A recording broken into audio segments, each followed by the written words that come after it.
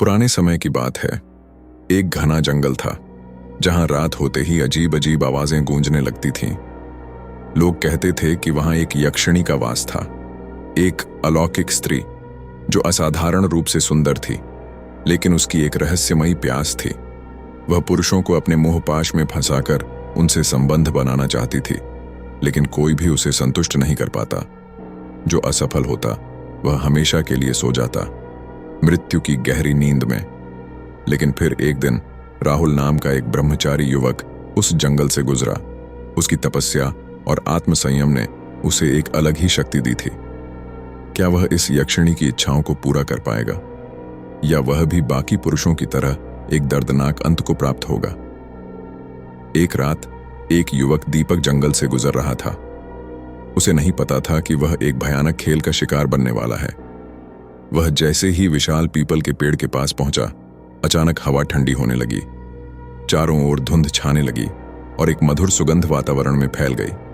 और तभी सामने प्रकट हुई एक स्त्री, अत्यंत सुंदर। उसकी त्वचा चांदनी जैसी चमकदार, लंबे काले बाल, गहरी मदहोश कर देने वाली आंखें। उसकी चाल में एक अजीब आकर्षण था।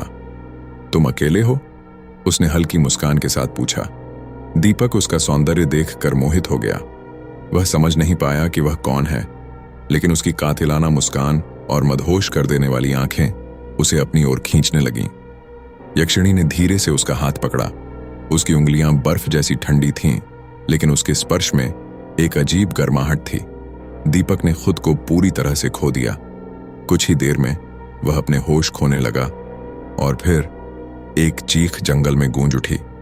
दीपक अब हमेशा के लिए सो चुका था।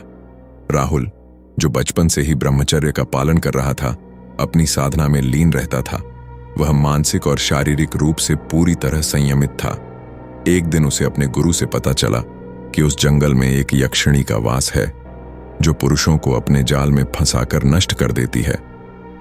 गुरु ने उसे चेतावनी दी, वह स्त्री किसी साधारण मानव के लिए नहीं है। उसकी इच्छाएं अतृप्त हैं और जो उसकी प्यास बुझाने में असफल होता है वह मृत्यु को प्राप्त होता है।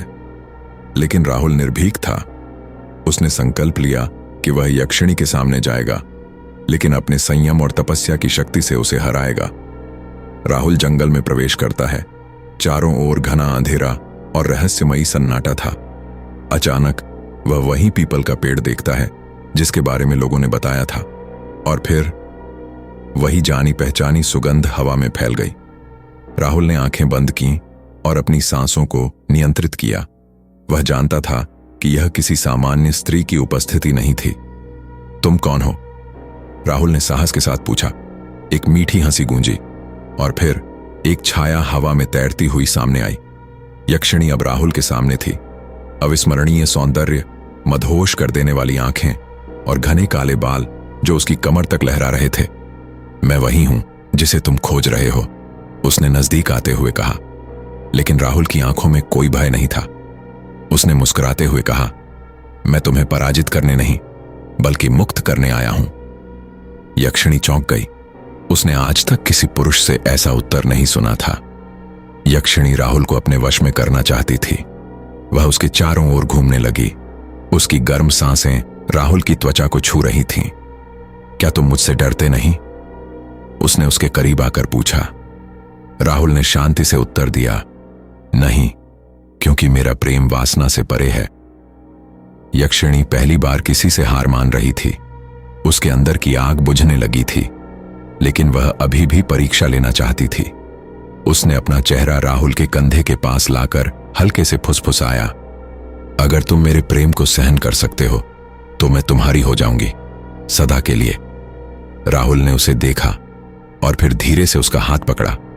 उसके हाथ बर्फ जैसे ठंडे थे, लेकिन जैसे ही राहुल ने उसे छुआ वे गर्म होने लगे। यक्षिणी की आंखों में अब मोह नहीं बल्कि सच्चा प्रेम था। यक्षिणी का मोह अब समाप्त हो चुका था। वह एक श्राप से मुक्त हो रही थी। उसने राहुल के गले लगकर पहली बार सुकून महसूस किया। तुम अलग हो राहुल। तुमने मुझे शक्ति से नहीं प्रेम से जीता है। अब मैं तुम्हारे साथ सदा रहूंगी। राहुल ने मुस्कुराते हुए कहा, अब तुम मुक्त हो। अब तुम्हारा अस्तित्व प्रेम पर आधारित होगा, भय पर नहीं। यक्षिणी की आंखों से आंसू छलक पड़े। उसने राहुल के हाथों को थामा और धीरे से उसके कंधे पर सिर रख दिया। उस रात यक्षिणी और राहुल के बीच कोई वासना नहीं थी, बल्कि प्रेम और ऊर्जा का मिलन था। यक्षिणी का रूप अब बदल चुका था। वह अब कोई श्रापित आत्मा नहीं थी, बल्कि एक दिव्य शक्ति थी जो राहुल की प्रेमिका बन चुकी थी। यक्षिणी अब हमेशा के लिए राहुल के साथ रहने लगी। उसने अपनी वासना को प्रेम में बदल दिया और राहुल ने उसे संयम और सच्चे प्रेम की शक्ति से जीत लिया। अब वह यक्षिणी नहीं, राहुल की शक्ति बन चुकी थी, एक अर्धांगिनी, एक सच्ची प्रेमिका।